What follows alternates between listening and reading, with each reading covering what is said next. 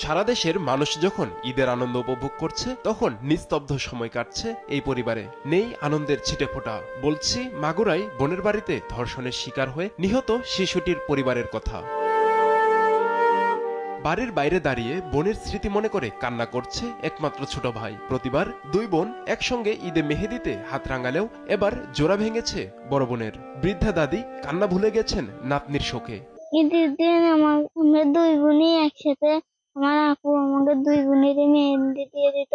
এই বের তো আসি আর নাই, সেটার জন্য আমি একাই নিছি।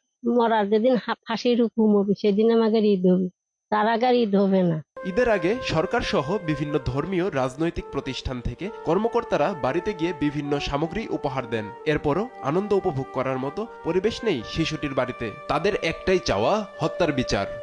মার কত যন্ত্রণা হচ্ছে, আমার একটুকুটা বাচ্চার সাথে যেরকম খারাপ ব্যবহার করছে শগুনের মতো, ওগার সাথে কোনো সরকার ঠিক সেইভাবে যেন জঘন্য কাজ করে।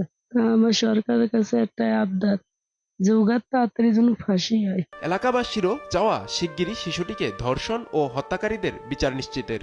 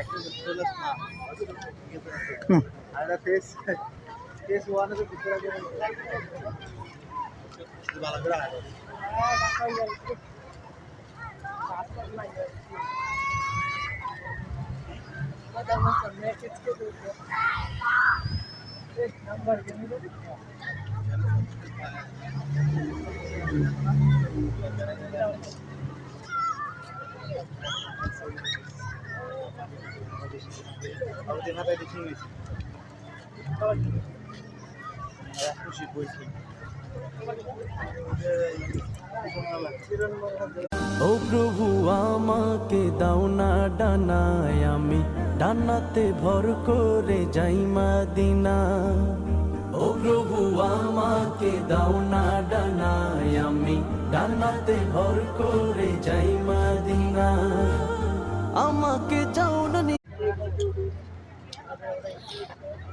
তুমি তো আমি নুরে দিই